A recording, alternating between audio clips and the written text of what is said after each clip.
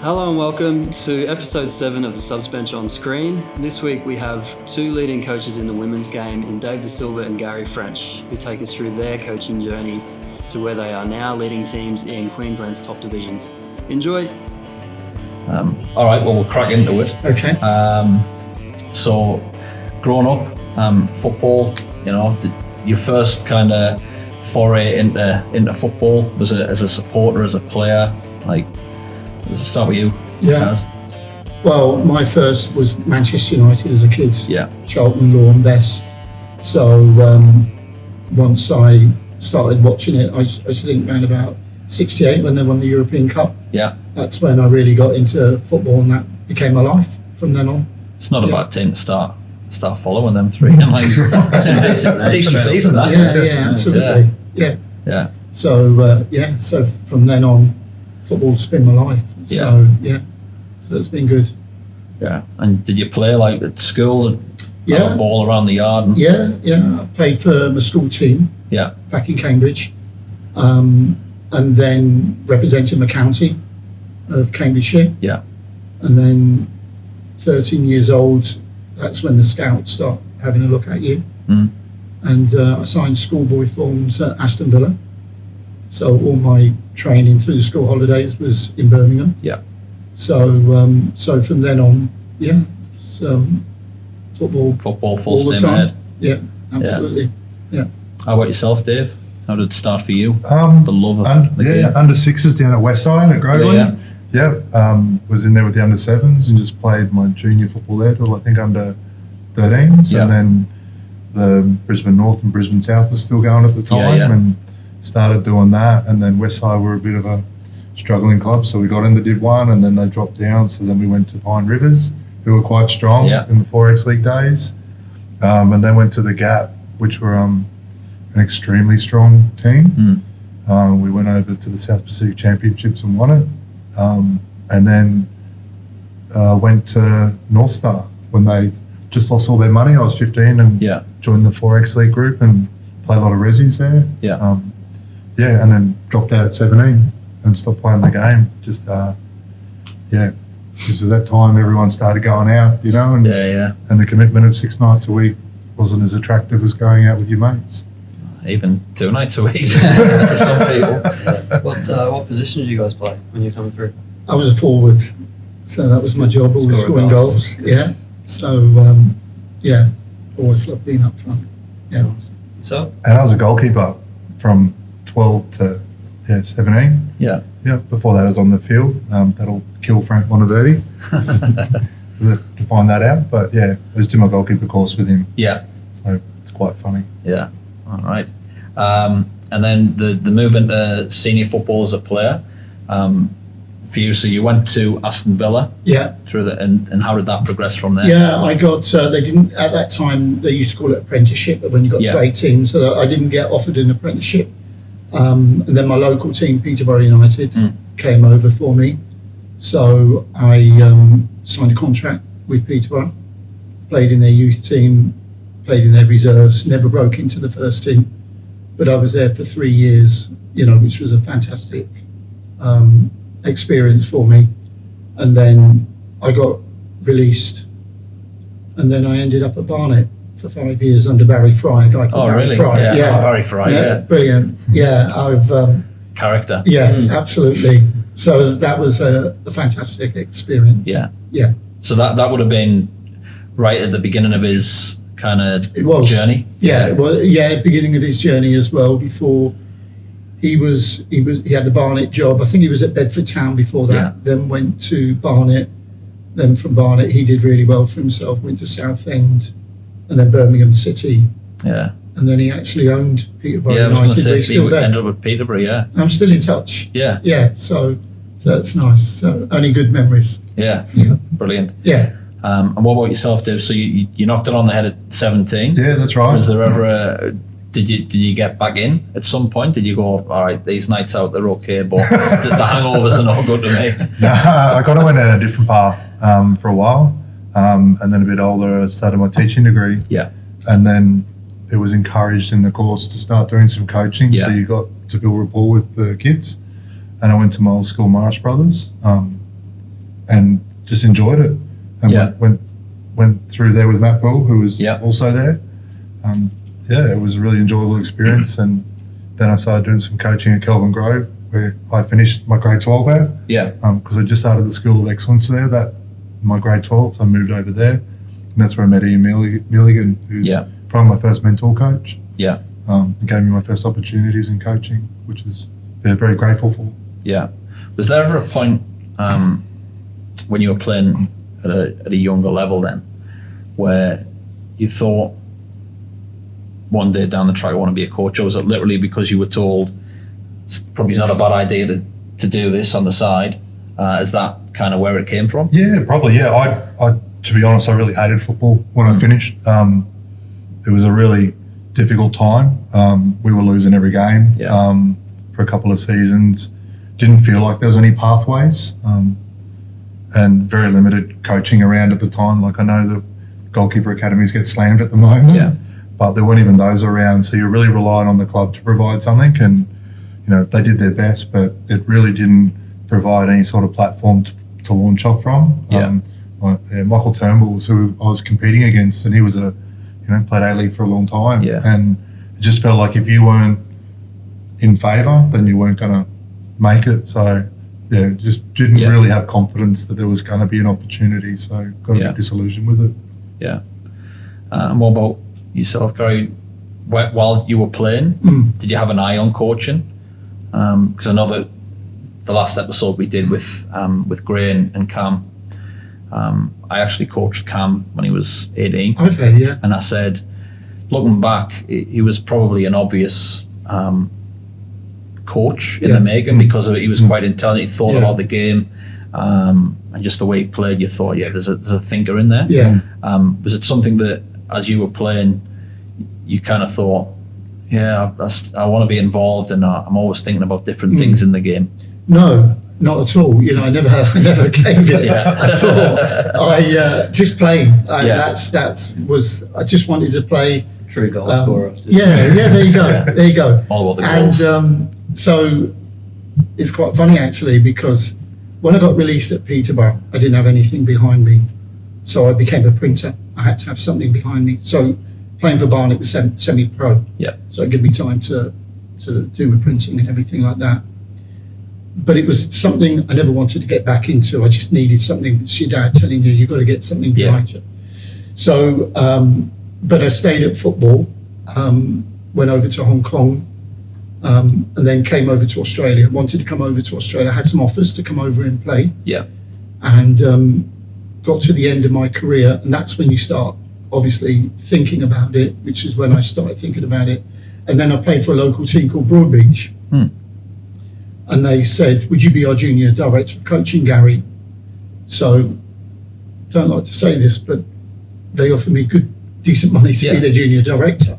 But the funny thing was, I started to love it. All of a sudden, I'm turning up to coach the juniors, and I got a lot of satisfaction out of doing that.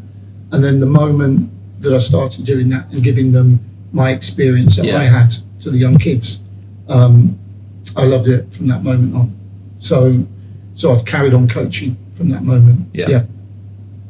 How'd your first coaching gig come about? Was that through Broadbeach as well? Yeah, it was actually. I started doing the reps, the rep team, and so that's where it went with that. And then, funnily enough, I was first senior coaching was with Gold Coast Knights. They were called Gold Coast Croatia at that time. So I was like a player coach, but I wasn't a good coach. It was just getting out on the field playing and getting everybody organised. But that's when I started to get into it, from that moment on. For you, Dave, your first coaching gig, you start with the juniors and move through? Yeah, it was juniors. It was funny. We were working in a restaurant in the Valley, and one of the guys I was working with, he was a year ahead of me in teaching, and he had graduated and picked up this Met North Trials team, and we had this 2-day carnival with these 12-year-old kids, and it was just the best fun. They just had such a good day. I thought, I really enjoy this. And that's what made me pick up the phone and contact the old school and get involved there again. But very similar to Gary, just when you started engaging with them, and you see them, just loving what you're saying and what you're doing. It just really gave some fulfillment. So it was really exciting to go from there. And they're only 12. It's quite funny. Do you think that because you started with juniors then, and as you say, that you can see that they just love the game, it ignited something in you? Absolutely. Whereas if you'd have started with seniors, maybe there's more pressure, maybe there's less interest in what you're saying coming from them, but because the kids, they're sponges, they want to hear what you've got to say, and all of a sudden it just turns something on in you to go, I want to do this more. Yeah, absolutely. And I think from my perspective, that's part of a journey of someone who's not an ex-player and been in a pro environment, is you've got to do all the little steps and make all the learnings count. Yeah. And I feel that I've had to do that over the last 20 years in my coaching career, but every time learning from it. But yeah, I definitely think going through the juniors, like I've done, the under fours, on the Saturday mornings all the way through. So all those experiences contribute to, I guess, the coach I am now. Yes. And I guess that's probably why, for me, it's really important to instill that passion and love for the game. I think that's a really important part of coaching. It's not just about a result. It's about how you influence people on and off the field. Yeah. And for me, if I can, keep people in the game longer and build that love for the game, then I've done my job. Yeah. Same question. Really. Yeah, I think exactly the same. It's just the passion that you have for working with young kids. And, I still have it now. We had Female Football Week a couple of weeks ago. We had 20 girls that just turned up, and I run it. Yeah. We had the open girls helping out as well. But I'm like a big kid in there as well with them, and it really is. You see the smiles on their faces and how much they love playing the game now. Yeah. And I think probably that's the time when you probably know that you're coming to the end of your coaching, when you start to lose that passion. But just at this moment, no, I love it. Still there. Yeah, it's still there. Yeah. Yeah. Did you ever have stints as, say, like a reserve grade or an assistant coach, where you got to sort of work closely with first team coaches and think maybe I can have a bit more influence here and flow through that way? Actually, no, I saw that question, and I was lucky. I was never an assistant, actually. When my first coaching job was at the Knights, when I took my player coach with the Croatian team. Yeah, so you skipped that phase. I did, actually, and I sort of used the experience that I had as a player. And then obviously I was taking my courses as well, my C licence and my P licence as well. But I did skip that. I sort of jumped into the job straight away, which I'm actually pleased I did. Yeah. Yeah. Did you transition from player coach to just coach at that point with the same group, or did you stay in that capacity the whole time you were there? It was more like, player coach and then coach. Yeah. Okay. Yeah, so you were part of the team and then you were overseeing it purely as a coach. Okay. And I definitely found that a change once you're one of the lads. When you're a player coach, you're one of the lads. You still are, but you got to have that distance because you got to start making tough decisions. So yeah, that's how I found it. I did exactly the same thing. Did you? I bypassed assistant coach and I just applied for this job. I stopped playing. I applied for a job. It was when I was in Australia. I got it. And I thought, I'll play. I should be able to play at that level quite easily. Yeah. And what I found is I was leaving myself out to save a conversation with a player. I just go on the bench. I can always come on if I need to, but it's very difficult, the player coach thing, because as you say, like, you still want to be, when I was 31, I think. Yeah. You want to be on the nights out with them because you're still young enough to knock about with them. Yeah. But you're also the one who's leaving them out the team, Yeah. telling them that they're not doing this, not doing that. It's tough. Yeah. So in the end, I packed in playing. I want to say probably 4 years earlier than what I probably should have. Yeah. But it just made it easier. So I wanted to coach at that point. I actually wanted to be that person and not the player. Yeah. So you went in the same I know direction. what you're saying, because I was the same, where all of a sudden you got to start to leave out some of your mates, and then the moment you do that, you're not really mates anymore. It's tough. Yeah. Yeah. So. Yeah. No, it's and then there comes the the moment where you have to dead set go, really have to kind of cut the ties here. Yeah. And you're still friends, but you just don't go out with them anymore. It made it real tough. In fact, one of the jobs I actually left, I said to them, I said, look, I'm leaving because I want to be one of the lads again. Like I was missing out on my friendship. Yeah. So yeah, it's a tough gig, that playing coaching thing. Yeah. Yeah. What about your first senior gig? Oh, probably the lead up. My first coaching was an assistant with Ian Milligan. Yeah. I don't know if anyone knows Ian, but he was the guy who built Kelvin Grove's football program. So I did Brisbane Silva with him. Yeah. When it changed from Brisbane North and South, did that. And then the RSJPL came in, so I did 2 years with Ian. And then he decided not to coach anymore. And then I stepped in with the under-13 RSJPL, wanted to just come in with Albany Creek. Yeah. So did that. And then went to UQ as director of coaching with Remo. And they had a really good BJL at that time. And then the NPL came and they kind of split BPL and BPL. There was there's a small period where like this, we still had Lions and Rochedale was still in the BPL, and they were probably better than half the teams in the NPL. Yeah, that's so right. There wasn't it was a strange few years. It was a top league. There was one bot. Yeah. Yeah, it was difficult. It was weird. And after the second year when Kevin Meacock left, I did the UQ senior men's team. One of the most challenging years of my life. I was on my A licence, so trying to get that done as well. But UQ is the most beautiful community club out there. It's not at that level. Yeah. And we were always fighting with UQ Sport for fields.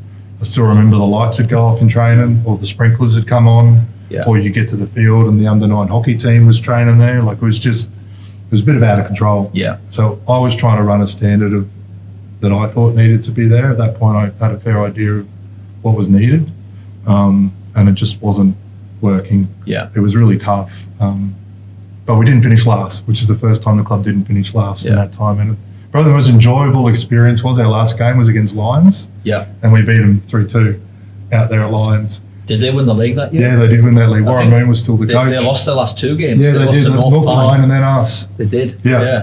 And it was a really weird one because we had to beat Lions to not finish last because North Pine had won that game. And it was just surreal. It was a really good night afterwards, obviously. Yeah, imagine the high North Pine were beating Lions thinking, we're good here. That's right, You boys rock up. And the funny thing is I lost sleep about being relegated and all of that. But then another shift happened and then I was still in the BPL at the end of the start of the next season. So, football's a funny old game at times and you learn a lot from experiences, but it taught me to do my due diligence on a club and make sure that I was committing something that I thought was going to be successful. Because, you can invest all the time you want, but if you don't have the resources to do the job, you can't do it. Your ceiling's your ceiling. That's right, you got to be able to take it further. Yeah, it doesn't matter how good a coach you are, you're not the player on the park. No. Yeah, you deal with what you've got in front of you as well, don't you? So, absolutely. To be fair to UQ, they're always hard to beat. Always hard to beat, any especially at UQ. But never really felt like they got to push for a top 4 or a top 2. No, that's right. And that season was they were redoing all the fields at UQ, so we played out of the Gap that season, so we didn't really have an identity or a home ground. Yeah. Okay. Yeah, it was the only ground that would let us play all the games there, so it was a really random season. But again, learned a lot from the experience. If you don't mind, how do you go about approaching players to come to the club when you know that you've got a season like that in front of you? I was very lucky. Glenn Volker was obviously UQ's coach a few years ago, and he just finished up at City. And when I was talking to the president, he said, "You need to reach out to Glenn. He'll help us." So I reached out to Glenn, and we're still really good mates now. I'm really grateful for the time he spent with us, and he was able to help us recruit some players into the group. So we were competitive that season. But it was time to move on, and that's when Mel called me, when I was doing my teaching degree at Cab Road, my final placement, she's my supervisor. So that's how I ended up in the Raw setup with Mel after that. And after Croatia, Gold Coast Croatia, where did your path? Okay, after Croatia, I think I wanted to get on with my coaching. I'd really got into it, loving it, but there was no opportunities where on the Gold Coast, just part-time. So America. So that's, I started reading about doing these summer camps in the US. Yeah. So I wrote away to about 50 different companies all over the US, and I was going to choose the one that paid the most money. Anyway, it was in Michigan, and it was working for a Dutch company. Yeah. And so they told me they wanted me out within a week, and I went over there for 3 months, absolutely loved it. And they said, if you come back, Gary, we'll organise your visa for you. Yeah. And so, I went back the following year. And then 12 years later, I was still living a good life. Yeah. Out With there. the I loved it. same firm? No, I was, myself and my partner were running a club. We built it from, I wouldn't say scratch, we built it into top 10 in the country. So it was, I look back at it now and I think to myself, well, why was we so successful? And the reason is because we had a board that backed us 100%. Yeah. And we had the best coaches. We picked up really good coaches. There was a lot of English lads that would come out through the summer that got their UEFA A, UEFA B licence. We watched them coach. I would organise their visas for them. Yeah. Put them on a good salary. And we'd get them to stay for 2 years on the 2-year visas. So we had fantastic coaches, a board that backed us. And our club, Americans are massive into their stats and everything like that. So we was ranked 10th in the country, which was a fantastic thing because when you're ranked in the US, you're invited to showcase tournaments all over the country. So I really was living a dream where we would be invited to the Nike tournament or something like that. So I'd be flying to different tournaments. And so it was a great life. Yeah. Really enjoyed it. What made you leave? That's a good question as well. But got twin girls and we made the decision we wanted them to grow up in Australia. Yeah. They reached that stage where they'd gone into middle school, but they were born here in Australia.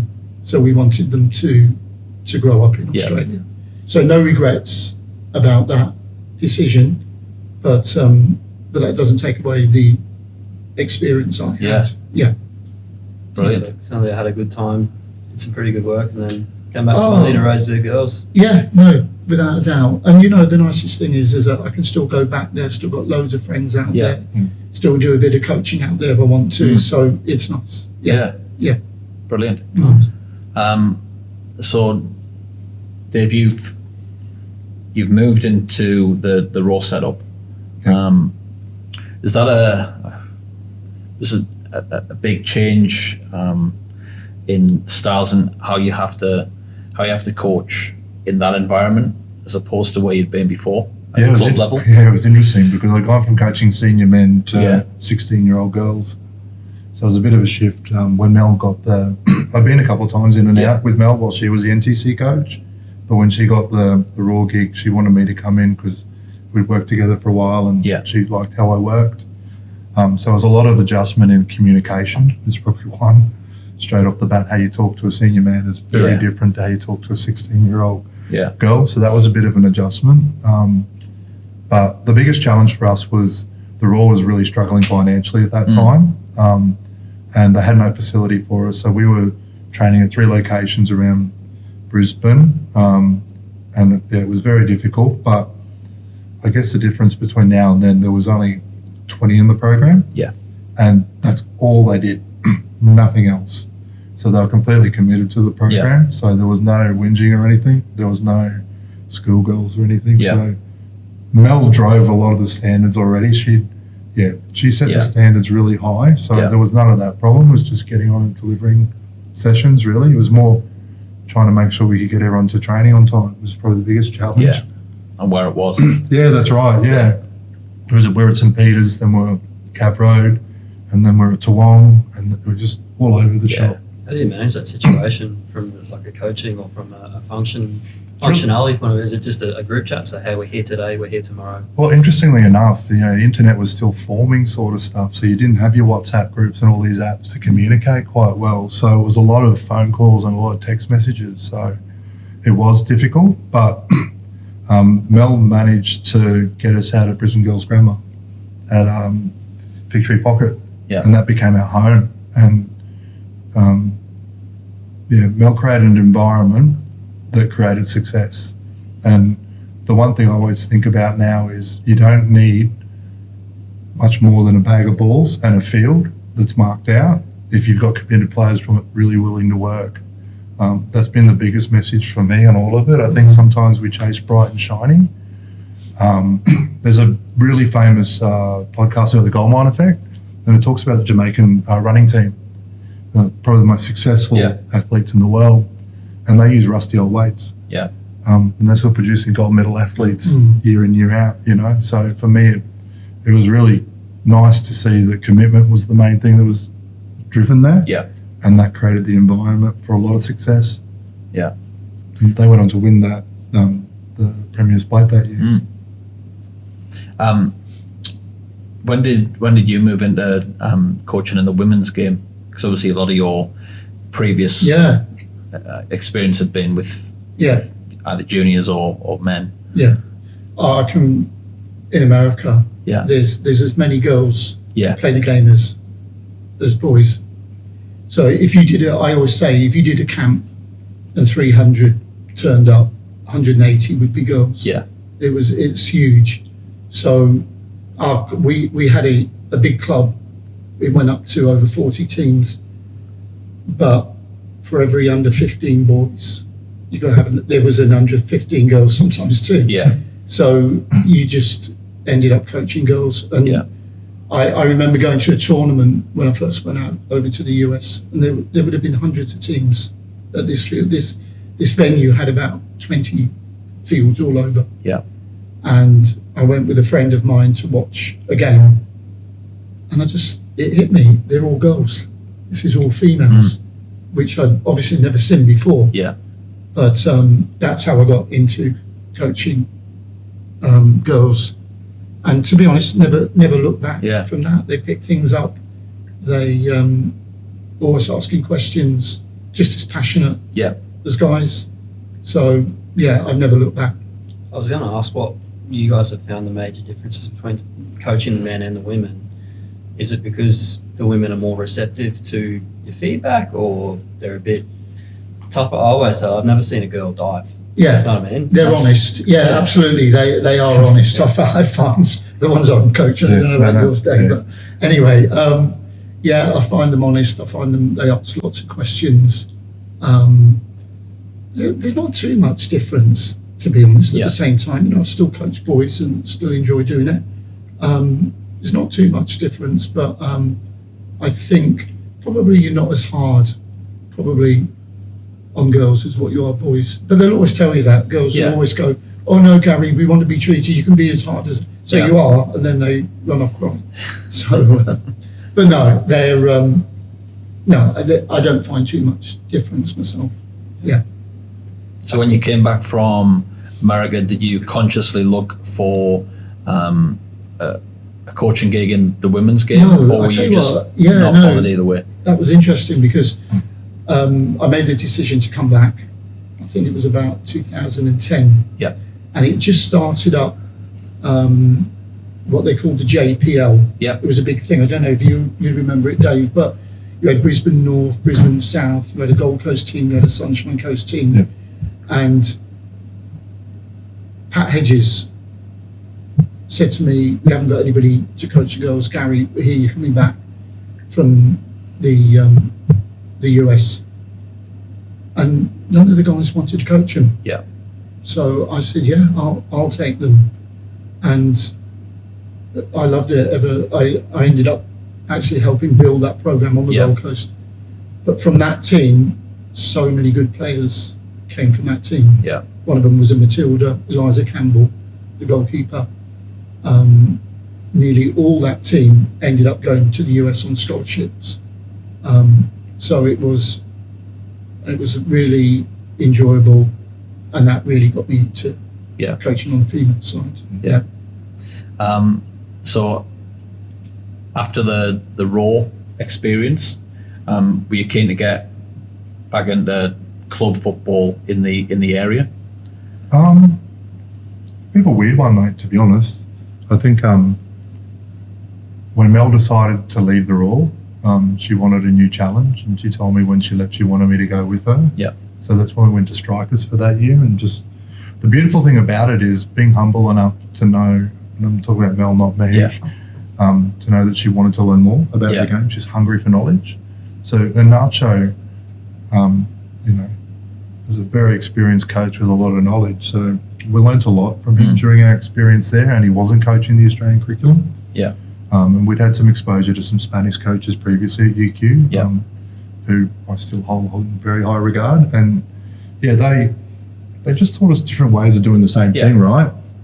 So Mel went there, and then COVID hit. Yeah. And I think everyone had a bit of a challenge during that period.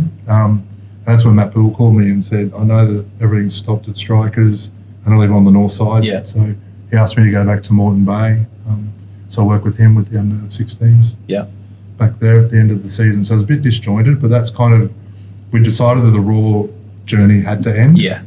And QAS had just come back under FQ's control. Yeah. Which is a good thing, because it wasn't really being valued at that time before that, for obvious reasons, money-wise, really. Yeah. Went back to coaching boys for a little bit, which is good. It's different. Yeah. I find them different in the sense, how to put it, the boys, you've got to tell them the same thing 10 times before they listen, whereas you tell the girls once and that's all they'll do. Yeah. So it's a bit, it's a bit of a different way, but I'd say in the girls' space, your emotional intelligence has to be high. Yeah. You can't give them, if you give them a spray, you better be ready to put your arm around them afterwards as well. Yeah. Whereas the boys will just cop it. Yeah. So that's probably been the biggest learning for me is how you adjust to the individual you're working with, and it's different for everyone, but definitely in the boys' space, I enjoy it for different reasons. Yeah. And then their women's program had a really bad year in Moreton Bay. Yeah. They finished last. After a couple of good years. Yeah, that's right. Yeah. So Hannah had left, and then the year after they got spanked. I think they conceded 100 goals, bottom of the table, and then that promotion relegation was coming in. Yeah. So then the club asked me to pick up the senior women and see what we could do. Yeah. Which is, very challenging year again, but very rewarding as well, because we managed to keep them in the NPL for the following season. Yeah. And then the QAS came and asked us to rejoin them and help with the program, which is really pleasing, but didn't work out. I got offered a job at the PA hospital that I couldn't say no to. Yeah. Young family, football's not the most stable life, so getting a job in health really was an easy decision in that moment, especially after the COVID experience. Yeah, I think it probably reset everyone's sort of values and priorities. Yeah, that period. Definitely, and stability became a really important thing with a young family, and football couldn't bring that, and during football time it just stopped. Yeah. So I couldn't risk that again, really. Yeah.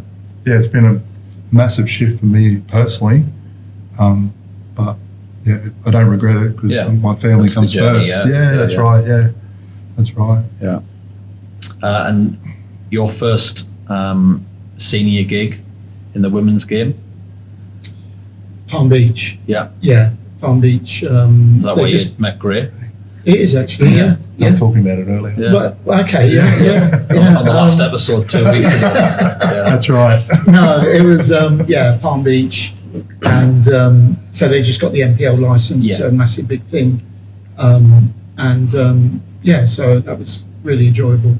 Yeah, big program and everything like that. So, that was my first. Yeah. So catching it at the beginning, it's almost you're basically grown it.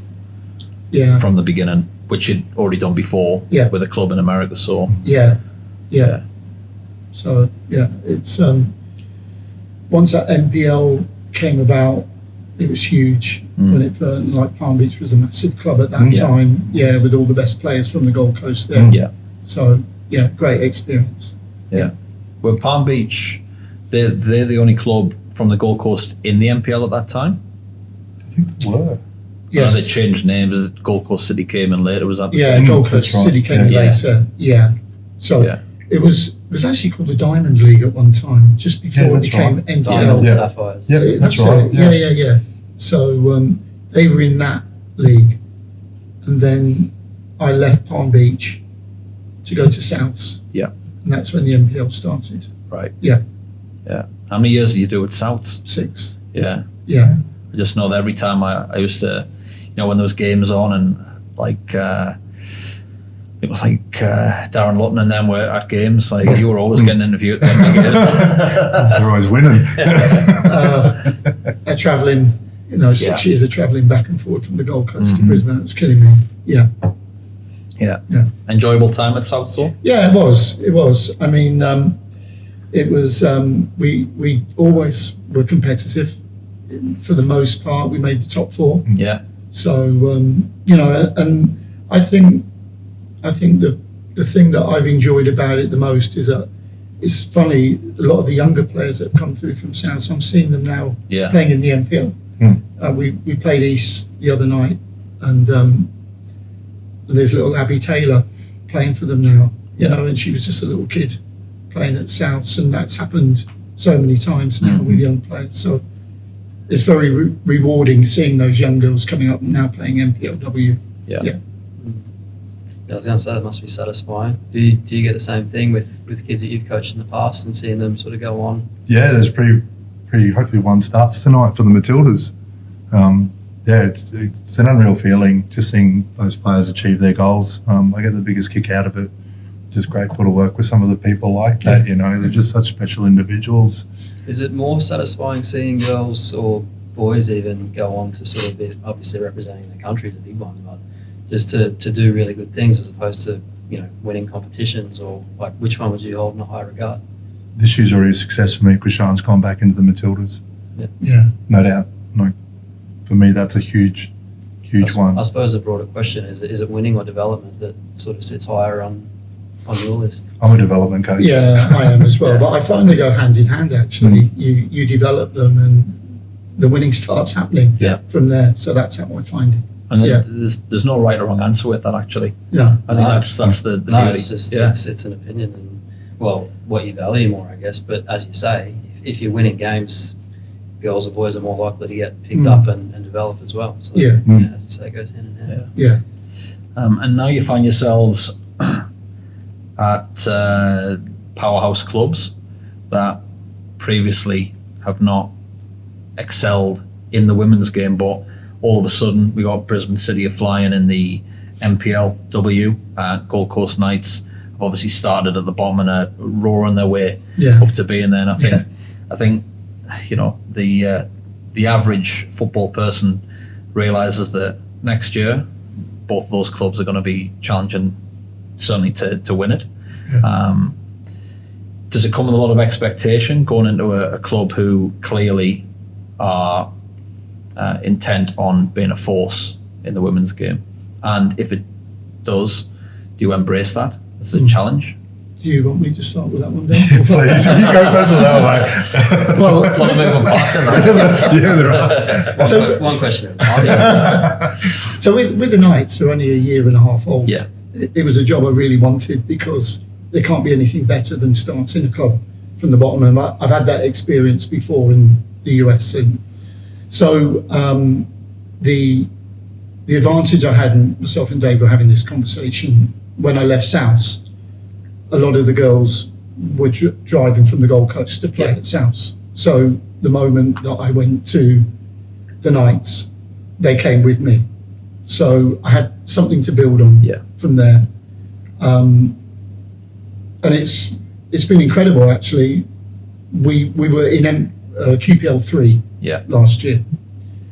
And that's difficult when you've got very good players that have dropped down to that level. But they didn't want to travel anymore back and forward. So my thing is they came and played for Knights and they said, we'd only do it for the one season, Gary. And that's fair enough. And then when we won the league, we're going into QPL 2. But thankfully, whoever made the decision, we went to QPL 1 because a lot of the girls said we won't go QPL2, Gary, we want to play Yeah. at a better level. So obviously we've gone into QPL1 now, and so far it's been so good. Obviously I've added some more players to the team. We are competing now with, in the Cup with NPL teams. So the expectations are, for myself, only the expectations are put on myself. Yeah. Adrian's running the program. He's the president of the club. Obviously, he wants us to get to the top, no doubt about that. And, he does support me, which is fantastic. So I do think with that support that I have with the players that I have as well, that we have a very good chance of making NPL. Yeah. But I've never taken it for granted. No. And that's another conversation myself and Dave had. I watched Brisbane City last year run away with the league. Yeah. But we were saying that he never took any team for granted. And I'm the same now. We have to play North Lakes. We play Logan. Yeah. We might have beaten Logan 8-2, but it wasn't an 8-2 game. Yeah. They were extremely hard. So, but at the moment it's very positive. So I'm just hoping that we can Keep get it going. keep it going. Keep ticking them off. Yeah. Mine was real tricky, to be honest. It was an interesting start because Matt Smith reached out when he knew that I was going to the PA and asked me to come to City because Doug's had to go home for visa. So I picked up the last 8 games at the club, and the first couple of weeks were really interesting because there's obviously a shift in how we were going to approach things, and we lost a fair few players early on who just decided I wasn't right for them, I guess. Yeah. So I had to bring up a lot of the 17s, which ended up being probably the best thing for the club in the long term. And we had a really supportive 17s coach. So I got to learn, I guess, the group. And then we had our season last season where we made a few strategic decisions around bringing up a lot of our 17s. Yeah. Because they were strong, and we knew as the club grew with the licence and more teams coming in that pipeline would start coming. Yeah. So we stretched it a bit, and the 17s were able to recruit, which is a really important part of it is building the capacity of your program, right? So we managed to do that really well and had an unbelievable season. And similar to Gary, some of the girls that I worked with at NTC in Moreton Bay wanted to join. So I was really grateful for that. And then we had the season that we had. I've never had a season like it. But it's funny, we talk about it. When you look in, it looks easy from the outside. But when you're in it, it's incredibly difficult because everyone wants to knock you off. And everyone goes that extra mile to do it. And sometimes your group can get a bit complacent, and it's really difficult to week in, week out ensure that they're going to do the job on match day. And sometimes they drop players. Like, Kai's probably an example. She was getting ready to go back into the Raw and didn't start some games for us. So she signed for the Raw and isn't starting in QPL1. Like it doesn't make sense. And she's still one of my favourite players to watch because she's so exciting on the park. But where we want to go as a program is this is the level that we expect, and we've got to hold it, and that creates some difficult conversations like talking about earlier. It was a very interesting year when everyone's starting to expect you to win. But we had no expectations on this year. We were hoping for top 4. So we're really grateful with, I guess, how we're going at the moment, but there's a long way to go. It's only the halfway point of the season. Because both clubs, and I mean this with respect, when you say that teams want to knock you off, 100% teams in QPR will want to knock mates off. And I think also even in NPL, I know Lions with the team everyone want to knock off, but that almost seems to have, I don't want to jinx things, almost seems to have happened a little bit just by way of attrition. They've lost a few players, and 2 or 3 clubs have actually improved to the point where Lions are no longer the favourites to win it now. Not the clear favourites. Not the clear favourites, but right. A very good side. But I think everyone will probably look at City as the team. We want to beat City because they're a big club. Round 1 coming out and beating Lions must have sort of contributed to that as well. Oh, massively, yeah. we really weren't sure what we were going to expect because we didn't do a pre-season. We said round 1 is our pre-season, so we really wanted to make sure everyone had a break. Because, Sounds like the sort of season I could get around to.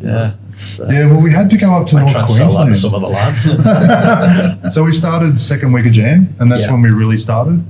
And we just built it up slowly, so short little sessions. And as we hit the Lions game, I think we're about 260s in a 75-minute session.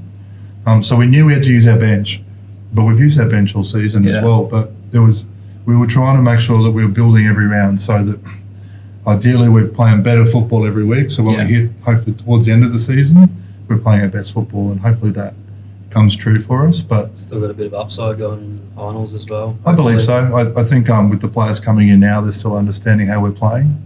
And obviously team dynamics change, especially with the quality of players that have come in. So it's just everyone's adapting to the squad and the personalities in the group. But I expect the group to continue to improve week in, week out, that's for sure. Yeah. Just looking ahead to the end of the season, obviously both be hoping that success comes. With success comes the, suppose the accolades now. Last year, MPL Queensland played MPL Victoria. So presuming that there's a game this year, you would like to think that if your team's been successful, there might be a handful of players in that squad. And obviously there's coaching gigs up for grabs, I'm sure. Is that something you'd like to be involved in? I did it 2 years ago when the Queensland New group, South Wales? No, it was when they played the Raw. And we actually managed to beat the Raw in the game, which was a bit surreal. Yeah. So it was a really enjoyable week. It was really good to get to know people you didn't know and see other coaches coaching. I found it really, really good fun. Love to do it. But like we talked about earlier, I'd rather see 6 or 7 players go in the A-League, to be honest, than make that team. No disrespect to that game, but a lot of the players in the environment we've brought in, our goal is to get them into the A-League and beyond. And that game might be a facilitator for that as well. Yeah, people watching. Yeah, that's right. But that's definitely what we're trying to achieve, is get people to the next level. Yeah. You'd think A-League clubs would be watching games like that, like where a collection of the best players. Because then they're getting tested against. Well, same with if it is MPL Queensland, it's MPL Vic or MPL New South Wales. You'd think there'd be eyes on that too. Yeah. So as there should be. Yeah. Question we like to throw to coaches.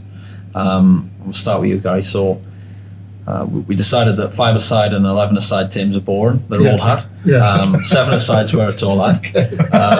So if you can pick a 7-a-side team from some of the girls that you've coached in the MPL or QPL now. Who would I pick? Yeah. Okay, so I did see that. Start with the goalkeeper. Yeah. Okay, Murphy Sheaf. I don't know if anybody, but like the best keeper I think I've coached. Yeah. She's now in the US on a scholarship, I think in Texas now, but I always knew she was going to be a fantastic keeper. She was only young when she came to us. Yeah. In fact, she was sharing goalkeeping duties, I think, at the Gap. And somebody told me about her. So I invited her to come training with us. It was about 4 years ago. And the moment I saw her, we had to sign her. Yeah. But the interesting thing with that is 2 years ago, or maybe last year, I think it might be, she was in the New Zealand team on the subs bench against the USA. Oh, the really? 2 internationals. So that's how level, high she's gone. So a real success story that. But you'll be hearing about her. Yeah. My defenders. Yeah. You can pick 2 or 3. It's your team. Okay. Bronzy Rose plays for Gold Coast United. She plays up front, but fantastic player. And then this is a strange one, Rosie Malone. She's actually the top hockey ruse player. She's going to the Olympics. Yeah. I think she's their leading, she's got the most goals, most assists and everything like that. But I remember taking her for nationals with the Queensland state team. Yeah. And for 3 years in a row, she was in the All-Star team. And then, so I'm going back a little bit now, Tom Samani, who had the national team at the moment. No, he actually had the USA national team. Yeah. And I met up with him actually while I was doing one of my tours overseas. And he said, whatever happened to that little curly-haired girl? Yeah. And I said, she's a hockey player now. He said, she was being groomed to be Australia's number 5 left defender. So she was going to go right to the top. So, but anyway, fantastic player. She came back and played a couple of years ago for us still with it. Midfield players, that's a tough one. I'd have to say Amy Morland because she'll have a go at me. She'll be upset. She would be very upset if I didn't mention her. So, but very good player. And then we've got the Japanese player Ki Katano. Yeah, she'd be brilliant at small-sided games. Yeah. And then up front, Hayley Razzo. Yeah. I coached her for 3 years, Hayley, so I got to see her development as a player. I think Harriet Withers as well. Harriet played at Melbourne City, Melbourne Victory. She's back with us again now. So, so I think that would be... That's your 7? That's not a bad 7. Yeah. Yeah. Dev? Jeez, I didn't prepare for this one, so I'm getting stitched up here. I'm trying to think of goalkeepers. Chappie's probably the one that came to mind. We had a sensational group that won the grand final the first year of the NPL. Yeah. That's an uncanny group of players, and out of that group, 14 have played A-League. I think 3 or 4 have played under 23 national team. 3 of them have been in the national team. Like, it's I almost don't want to single anyone out because it was like that. But I'll go with players from that group if that's all right. I want to put Decky Smith in there because I coached him when he was young and he was a brilliant player. Yeah. Brilliant player, but he might be offended if I put him with all the girls. Or he might like it, actually. Decky might actually like it. Yeah, put him in if you want. He can be the centre back in the middle. Yeah, but Ellie Chappell at the back. I'm just trying to think in there. We're such a good attacking team. I'll go Holly McQueen. She was an excellent centre back in that period. Winnie Heatley, who's hopefully gets a run tonight, to be honest, in that group. Then we'll go Leah Davidson. We'll go Sharden Laney, the Fry twins. Yeah. How am I going here? Was that 4 or 5? Decky's in the middle, right? Yeah. 5. Yeah. Indy Riley, I'll go with that because from my perspective, she's made every moment count. Yeah. Like, she's been at a World Cup now. She made a really tough decision when she left the Matildas to go to New Zealand, but I think she saw the upside of going there, that she's probably going to play at a World Cup and probably the Olympics. Yeah. Which is just out of this world. And I'm going to call one now, and it's Tully Heatley, Winnie's sister. She's with us at the moment, and she's comparable to the other ones age-wise, but she's got something. And I don't want to put pressure on the kid because I really think she's got something, but if she gets into the right next level environment, I think she could be really special for this country, to be honest. She's really got that X factor, and hopefully with that older sister there guiding her. She could go as far as she wants. Yeah, brilliant. A couple of decent teams. From talking about coaches that you coach against, is there anyone in particular that you think this game might get played more so on the bench as opposed to on the field here, as far as tactical battles? You go. One of my mentors is Jose Barkla, who's, for me, the best coach I've ever seen. And not just, like, Rob Sherman was up there, but I think Jose's better than him. That's the kind of level that I've been fortunate enough to spend time with him and been over in his La Liga academy with Deportivo when they were in La Liga, and he's over in Spain killing it now. In Switzerland, killing it. If I could be half as good a coach as him, then I'm very happy. Yeah. I can't really think of one in particular that, I've had some great battles with me and him. Well, we did actually, didn't we? Yeah. They were always close games. They always come on. Actually, I don't know. But anyway. I'll run with that. That's fine. Not one in particular. Sort of, we live stream now. It's so difficult now that every team knows how you play, how they play. So it's, I would honestly say everything's a challenge now. Yeah. How much, because we spoke about like with City last year going through QPR 1 being sort of top of the table the whole way through, and now with Knights doing the same thing. How much of your preparation is about preparing for who you're playing against as opposed to we just do our own thing, and if they can match with us, fair play to them? Well, mine's huge. I've got to be honest with you. Our preparation is, I have to be spot on because that's my job. So whoever we play, I want the girls to know exactly how they play, all small details, but not just talking to them as a team, talking to them individually as well. So, you know, I love live stream because, like I say, you get the rundown on everything. So our preparation is very good. Yeah, I think so. Yeah. I'm probably a bit the other way. I've got Dante who's come in this year, and he does a lot of the opposition scouting and preparing the players. I believe that our playing style, when our players understand the playing style and they're empowered to make key decisions in key moments in the right areas, that my job is to get players in the right areas and trust them to do the business. So for me, I always like to think that how we play and how we prepare the team to play our way sets us up to win any game. It's good. Two completely different answers. That's good. Good. Favourite ground to visit for the match day experience in Queensland? Suncorp. Played there a couple of times last year. Hopefully get to play there again this year. Fair. I never got the chance to do that.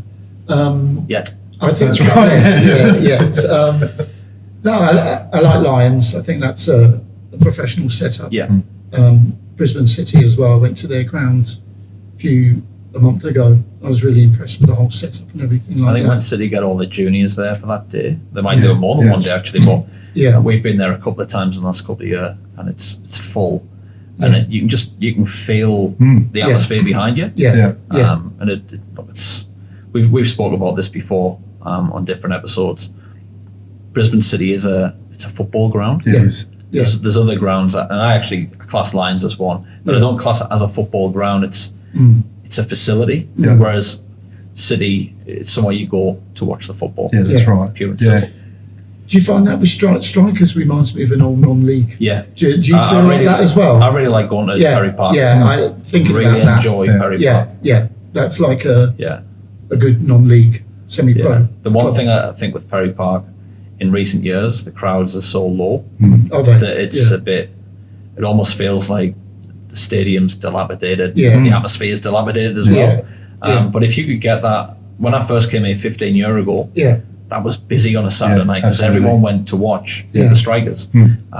And I loved it. I think it's a brilliant place to go and watch football. That was a place to be when I was coming through. Like if you got to play your grand final there, that was the home of football. Strikers. So I was going to say, it's still those grand final days. If you get to play there, and it's packed to the rafters, that's probably what a glimpse of what it maybe used to be like back in the day. It's just trying to park, isn't it? It's a nightmare. I've got a couple of little spots. I figured out a couple of spots. He's keeping them in his pocket though. I'll tell you after this. If there's one player in the league, the MPLW, your window's just gone, hasn't it? If there was one player you could have took from another team to plonk in your team, who would it be? That's a really tough question. Just trying to think through it all. Probably Momo. Yeah. But if she's fit, she's like two players. When we played them in the first round, she was everywhere. Like, you got front and the back. For me, I don't know how she hasn't played A-League. No idea. I think she's got a contract now. Oh, does she? Yeah. That's good. That's a great girl as well. It's a girl from Gold Coast United. She won Player of the Year last year. She's exceptional. Well, obviously, I like attacking players that run it. I like Amy Dunstan at Lions. She's exciting. And Hecker as well. Is it Mario Hecker? Yeah, I like her as a player as well. Both of them, they want to take players on, score goals, create. So, those two. Fair enough. The final question, Dusty, as always. Yes, we'll finish it up. Best three on a night out. Best three. All right, to make it easy. I could. Let's not make it. Who's the most fun? Who's the most fun? Okay, so you hear the stories for the most part, you know. But I've been invited to like 21st birthday party and everything like that. I do know that Amy Morland only needs a couple of drinks before she dances on the table. So she'll tell you that she's had so much to drink. It's only 2 drinks. It's well known. Taylor Stevens is great. She's out injured at the moment. Just had a baby actually. But whenever I've seen her at a party, she always buys me a drink.